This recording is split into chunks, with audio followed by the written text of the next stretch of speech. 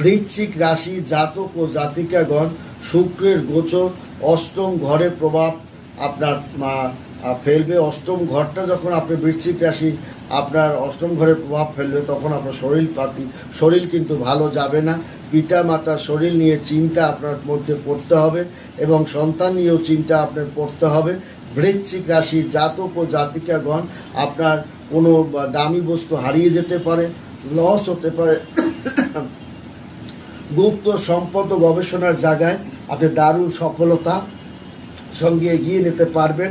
সঙ্গে সঙ্গে আপনার সম্পর্কিত আদ্রা নক্ষত্র রাহুর প্রভাব গোচরে আরও বেশি আপনাকে গতিশীল করে তুলবে এবং আপনার অর্থনৈতিক বিষয় সম্পত্তি দিকে এবং শিক্ষার দিকে ধাবিত করবে। এই সময় বৃশ্চিক রাশির জাতক ও জাতিকাগণ উত্তরাধিকার সূত্রে বিষয় সম্পত্তি পাওয়ার একটা যোগ আছে। বীমা